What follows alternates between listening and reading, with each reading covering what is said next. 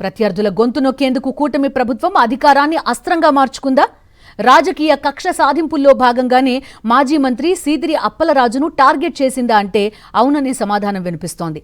సాధారణ రోడ్డు ప్రమాద కేసును హత్య కేసుగా మార్చి ఘటనతో ప్రత్యక్ష సంబంధం లేని అప్పలరాజును A3గా చేర్చి అరెస్టు చేయడమే ఇందుకు నిదర్శనం. ఇదే కేసులో గత కొన్ని రోజుల క్రితం అప్పలరాజు కుమారుడు ఆరవ్ వర్మపై కూడా పోలీసులు కేసులు నమోదు చేసి రిమాండ్కి పంపించారు. ప్రస్తుతం తండ్రి కొడుకులిద్దరూ ఒకే జైల్లో ఉండడం జిల్లాలో తీవ్ర చర్చనీయాంశంగా మారింది. ఇంతకీ సీదిరి అప్పలరాజు కుటుంబంపై అక్రమ కేసు నమోదు చేయడానికి గల కారణాలేంటి? రోడ్డు ప్రమాద కేసును హత్య కేసుగా ఎలా మార్చారు? ప్రత్యర్థుల ఎదుగుదలను సహించలేక చంద్రబాబు ప్రభుత్వం రాజకీయ కక్ష సాధింపులకు పాల్పడుతోంది. రెడ్ బుక్ అరాచకం పేరుతో బలహీన వర్గాలకు చెందిన బలమైన నాయకులను అణగదొక్కే ప్రయత్నం చేస్తోంది. దీనిలో భాగంగానే మత్స్యకార సామాజిక వర్గానికి చెందిన మాజీ మంత్రి వైద్యుడు సీదిరి అప్పలరాజు కుటుంబాన్ని టార్గెట్ చేసిందని ఆరోపణలు వెల్లువెత్తుతున్నాయి. కూటమి ప్రభుత్వం అధికారంలోకి వచ్చిన తొలి రోజు నుంచే అప్పలరాజుపై వరుస కేసులు నమోదు చేస్తూ వేధింపులకు గురి చేస్తోంది. ఇప్పటికే పలు కేసులు పెట్టినా ఆశించిన ఫలితం రాకపోవడంతో ఇటీవల కాశీబుగ్గలో జరిగిన రోడ్డు ప్రమాదాన్ని హత్య కేసుగా మార్చి అప్పలరాజును అరెస్టు చేసింది. సీదిరి అరెస్టు సమయంలో అదనపు ఎస్పీ కేవీ రమణ ఆధ్వర్యంలో సిఐలు, ఎస్ఐలు అత్యుత్సాహం ప్రదర్శించారు. అప్పలరాజు చొక్కా పట్టుకుని లాగడమే కాకుండా ఆయన సోదరుడిపైకి కూడా పోలీసులు చేయి చేసుకున్నారని పార్టీ నేతలు ఆరోపించారు.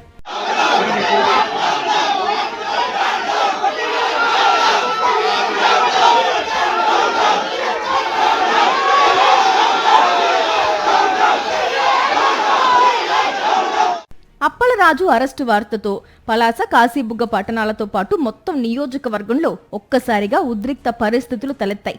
వైఎస్ఆర్సీపీ శ్రేణులు, ప్రజలు పెద్ద ఎత్తున రోడ్డెక్కి నిరసన చేపట్టారు. భారీ ర్యాలీలు నిర్వహించారు. ప్రభుత్వానికి వ్యతిరేకంగా నినాదాలు చేశారు. మత్స్యకార సామాజిక వర్గంలో బలమైన నాయకుడిగా గుర్తింపు పొందిన అప్పలరాజు అరెస్టుపై తీవ్ర ఆగ్రహం వ్యక్తమైంది. మత్స్యకారులు జిల్లా నలుమూలల నుంచి కాశీబుగ్గ పోలీస్ స్టేషన్ కు చేరుకుని ధర్నా నిర్వహించారు. రానున్న రోజుల్లో కూటమి ప్రభుత్వానికి తగిన సమాధానం ఇస్తామని హెచ్చరించారు. తన భర్త సీదిరి అప్పలరాజును రాజకీయంగా అణగదొక్కేందుకే 2 ఏళ్లలో దాదాపు 13 అక్రమ కేసులు బనాయించారని ఆయన సతీమణి శ్రీదేవి ఆరోపించారు.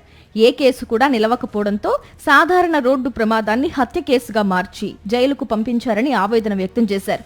ప్రమాదం జరిగిన రోజే తమ కుమారుడు ఆరవ్ వర్మ గాయపడిన వ్యక్తికి CPR చేసి వెంటనే 108కు పోలీసులకు సమాచారం ఇచ్చారని తెలిపారు.